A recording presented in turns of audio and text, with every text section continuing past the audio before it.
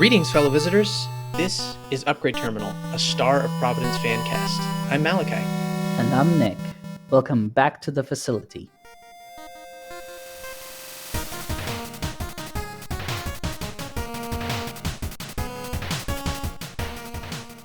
So, today is a bit of a special episode because we are joined by my friend Laur. Say hi, Laur.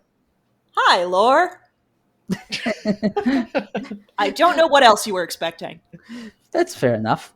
For those of you who don't know, Laur is a friend of ours. Laur is, and I've said this before, Laur is the reason why I started playing this game. Laur streamed this game a bunch in 2017 and 2018 and 2019, maybe. And she was a big reason as to why I got invested into the game, why I got so into the characters and the lore, the enthusiasm that she had sort of rubbed off on me, and it just inspired me to sort of dive even deeper into the game. And she's just always been fun to talk to about this game and to just share ideas and to talk about stuff. So she's here now. Yeah, welcome. A toast. I propose a toast to the founder of the podcast. Yes, grandma, apparently. All right. Hey, we didn't say that. Yeah, that wasn't us. I know you didn't. You didn't, but you agreed with it. I'm gonna have to go back and look at listen to the tapes on that one. So we're recording this episode right now because it finally happened. Mm-hmm. The game Monolith has had its name officially changed to Star of Providence, and it happened in a really big way. But the first thing we want to talk about is just review again what the catalyst for the change was. So the primary catalyst for the change was the fact that Warner Brothers has trademarked the name Monolith, and as a preemptive measure to avoid any future trouble, Team D13 has decided that they would change the name to sort of sidestep any potential issue. And sort of, in their own words, it was timely preparation for future eventualities. Yeah, you don't want to mess with big Warner Brother. No, you certainly do not. I don't know what they'll do. Unleash the Animaniacs on you. I don't know. Sure, okay. But the thing is, while the sort of legal concern might have been the catalyst for this change, it is not the only reason why they have changed this. For instance, one of the things that the team has said, I think, starting all the way back to 2018, is that the name Monolith is just not good for search engine optimization. It is not something you can just look up and you'll immediately get this game. It clashes with other games or other things called Monolith. Or just the monoliths in the world. There's a lot of them. That's true. Also that. So I remember them talking about this as early as 2017, actually. Oh, wow. If I recall properly. Huh. So they realized very quickly that it was not the best name choice for discoverability, and they were saying how that really might have hurt their popularity because by the time they added the After the End tagline, it was kind of too late to ride the initial hype wave. Yeah. It was a good name, though. I loved it.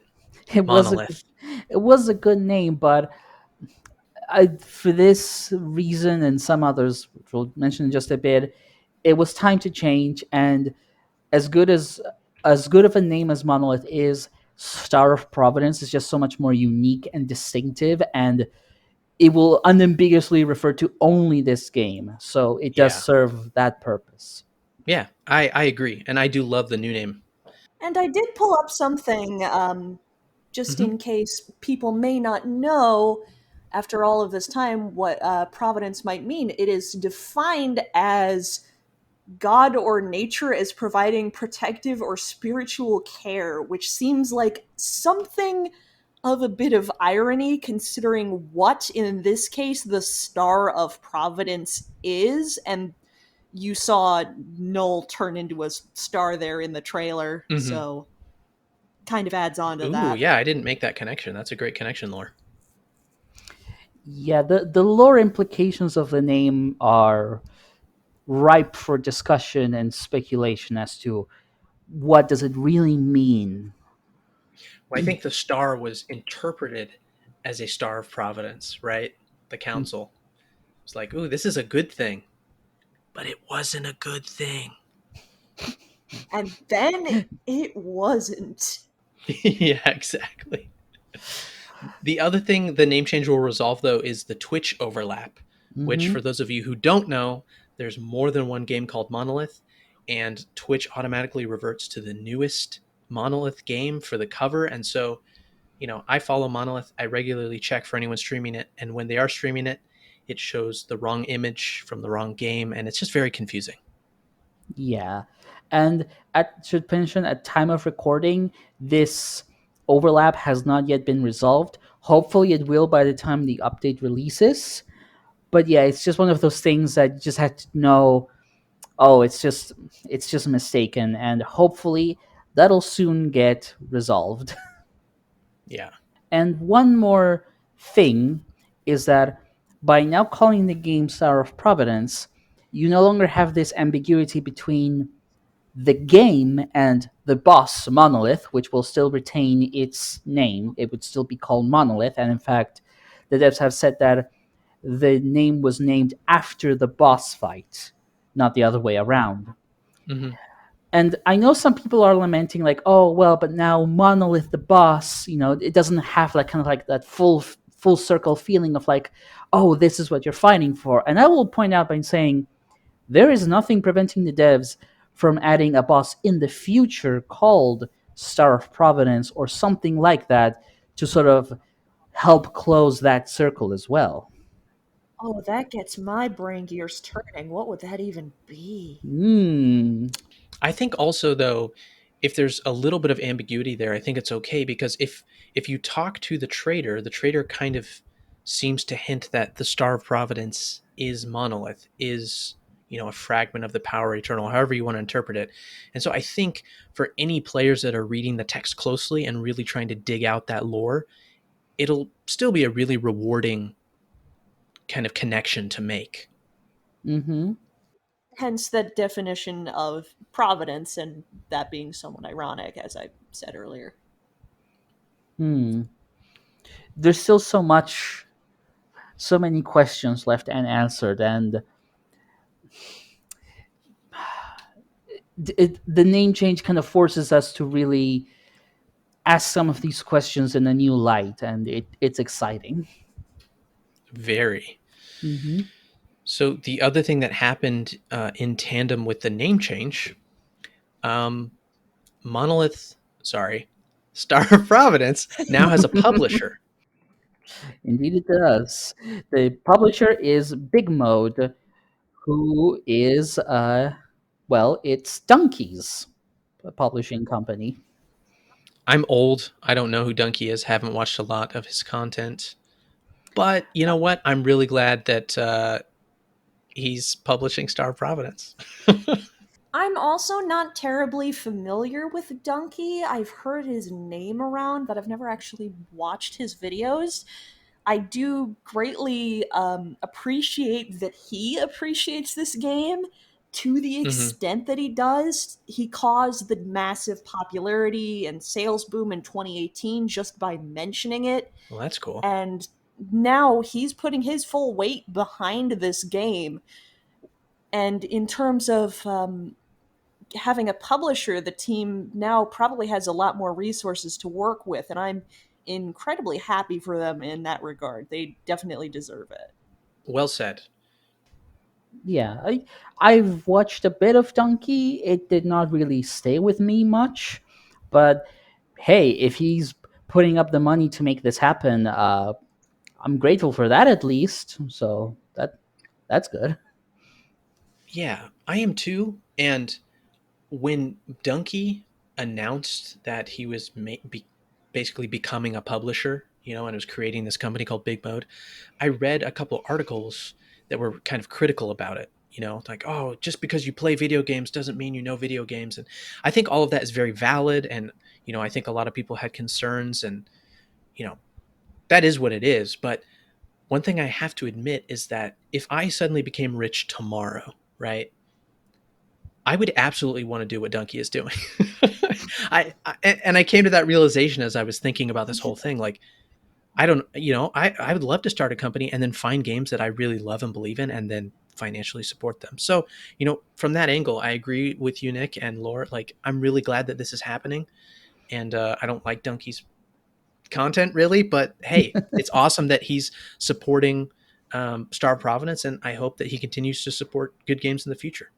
Hmm. And I know there's one other thing in there that you're really excited about, and that is the Star of Providence figurine, which is still a mystery. Yes. Yeah, if you could see my face right now, I have a I huge can grin. Whenever hear I your think about smile. this, whenever I think about this, I'm very excited because this is something I've wanted for a long, long time. Um, I, I like figurines. I have since I was little. I still remember a friend of mine gave me like a Digimon figurine, and I was never the biggest Digimon fan, like the show, but man, did I love those figurines. They were awesome because they're just so many unique ones. And I don't know. Last year, at some point, I went to my parents' house and I found this old like tin that I kept all my Digimon figurines in, and I was like, "Oh yeah!" I got them all out, and I was like, showed my kids, "Hey, check out these cool figurines." They didn't think they were cool. They won't think anything you do is cool until they're at least 30. Okay, noted, Laura. I'll remember that. But I'm excited to see what the figurine is, and I'm definitely going to be buying it. So Hmm. Donkey's got me there. Donkey's got you.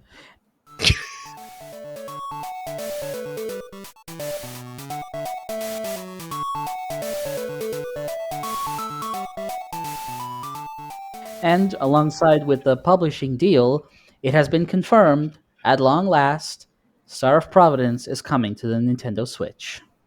Woo! Finally! So, Laura, I'm eager to hear your thoughts on this because you and I are the only ones in this conversation to have a Switch. Yeah, I'm out. Only ones, that's 2 out of 3 of us. No, yeah, that's really, really exciting because I remember when they first pitched the game to Nintendo and Nintendo just said no. And none of us on the other side, I'm sure the devs were given a reason, but we never really knew why because it seemed like such a good fit for the Switch, especially It's perfect for the Switch. there are some shmup games I believe that use the Switch uh, in a portrait orientation, so Monolith would work really well with that. Obviously, would be a little small in the center of the screen. Mm-hmm. I also say that because my eyes are kind of weak, so I usually have to plug in my Switch to see anything.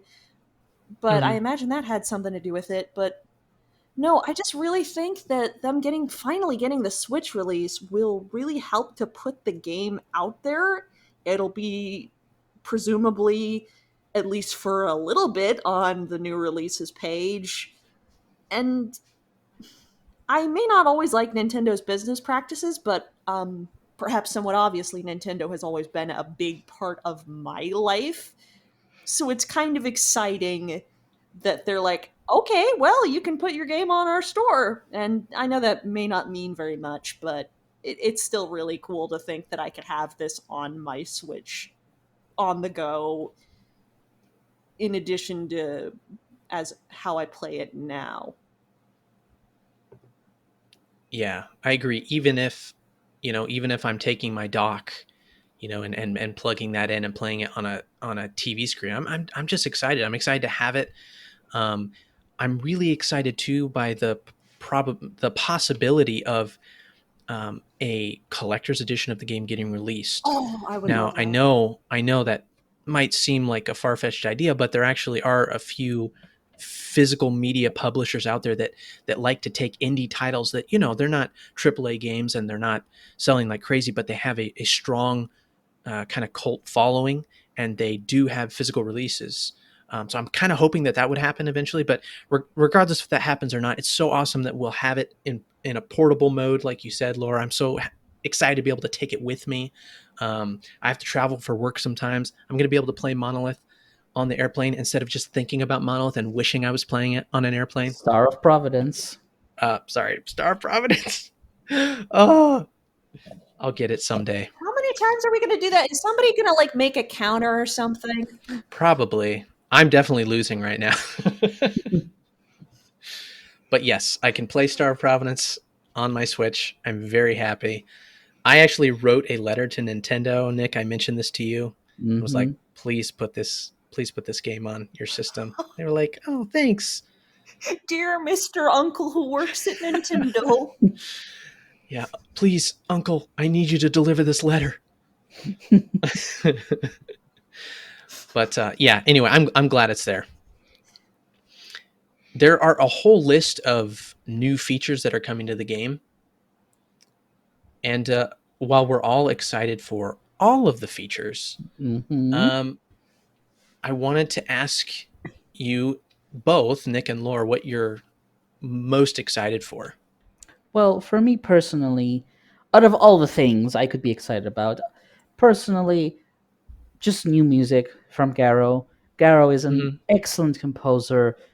Like if you're listening to this podcast, you've listened to the soundtrack of this game. It is delightful. And if you've been paying attention, you may have already heard some of the new tracks, but having had the opportunity to listen to some of them in full, they're they're wonderful, and they really enhance the experience of the game, and they make certain moments, certain encounters so much more impactful. And just more of that is always something that I look forward to and celebrate. Uh, Laura, what about you? What are you most excited for coming up?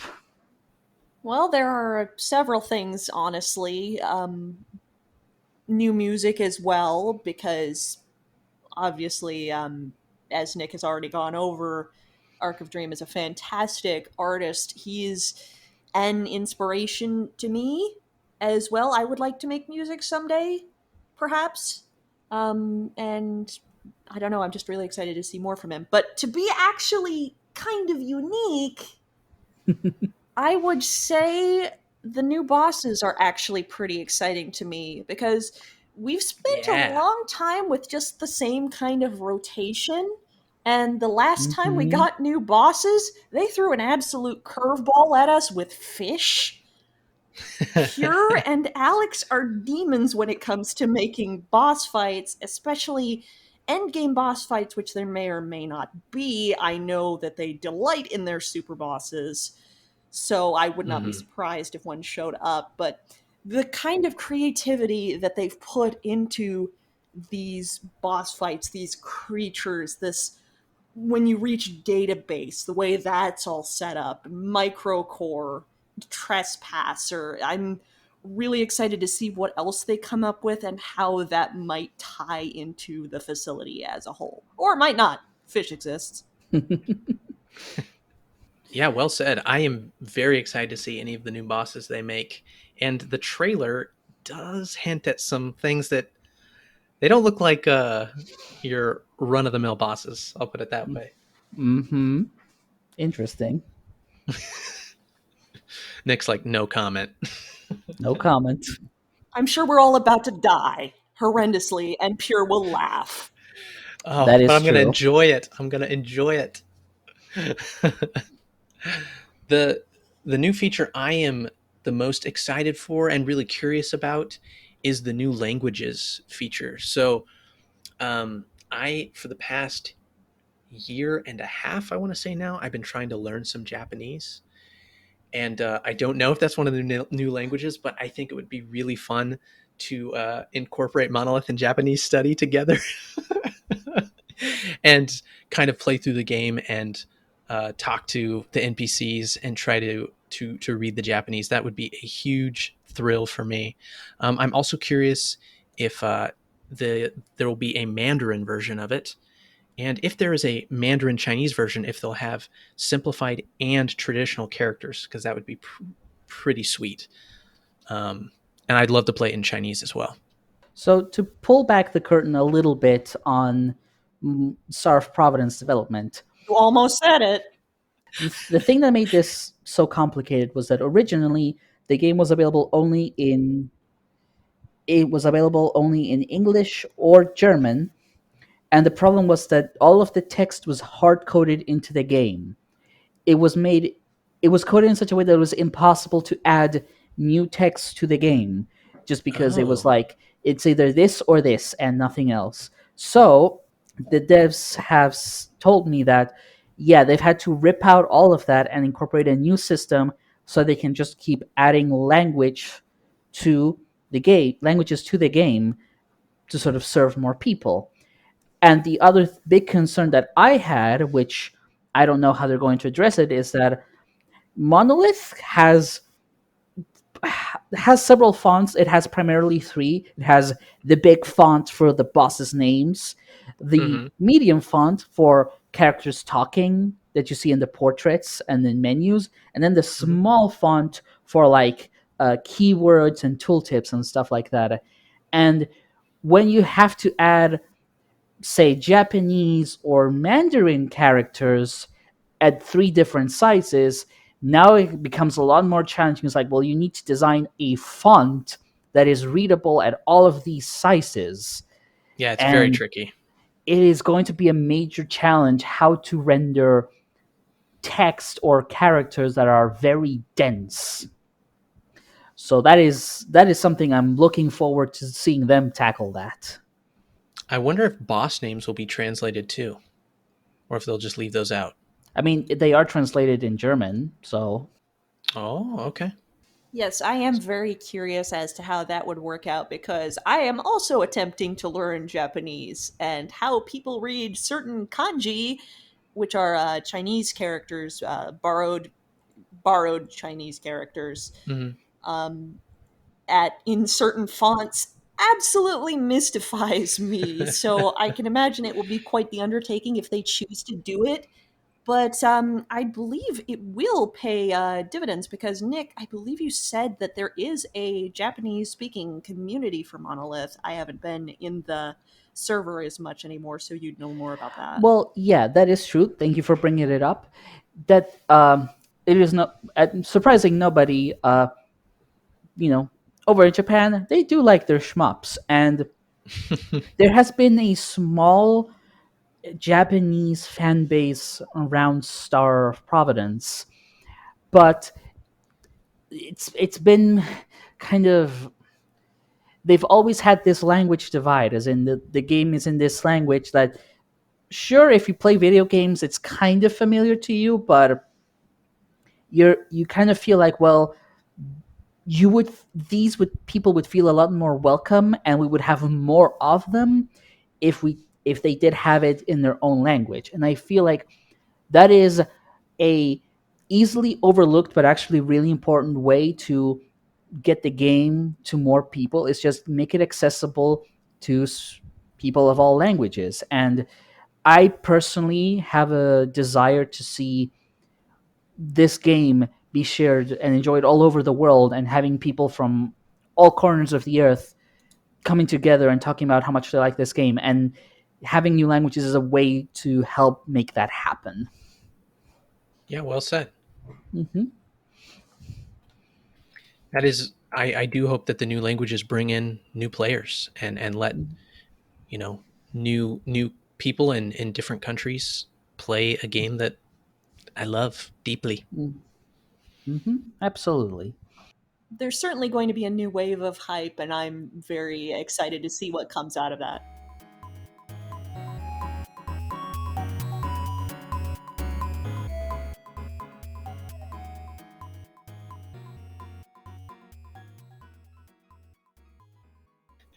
Nick, you recently announced the rename of Monorail. So yes, it's true. The racing league, previously known as Monorail, has now been rebranded, and it is now Sprint, the Star of Providence Racing International Tournament. And the big reason for the change was obviously, well, the game changed its name, and our name no longer follows from that. So now we're gonna rename it into something new. There's been other minor reasons, like I was never really sure about monorail as a name. Railguns are Mhm. actually not that good of a weapon when Speedy runs, but like Hey, hey, don't you say that around me. I will, as champion, I will say whatever the hell I want about railguns. Thank you very much. It's okay, Railgun. We still love you. I still love you.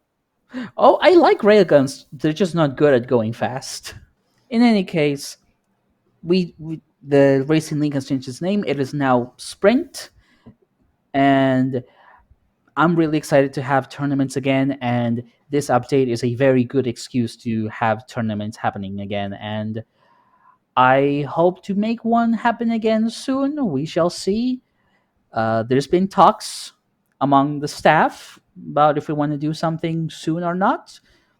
No concrete plans yet, but rest assured, this news doesn't just breathe new life into the community. It is breathing new life into the racing scene as well. So there's that. And given what we've just spent a long time talking about with regard to languages, uh, I have assume that we all have some hope that the international part will become more than simply food for the acronym.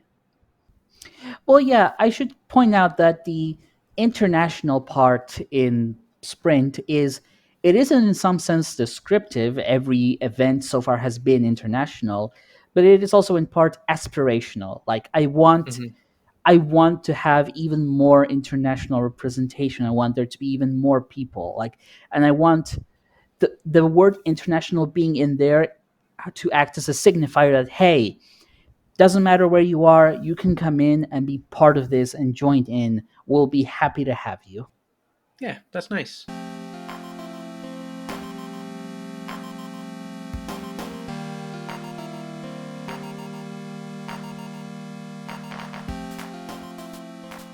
Thanks so much for listening to our Star of Providence fancast. And thanks again to Arc of Dream, aka Garowslaw, for letting us use his music and sound effects in our podcast.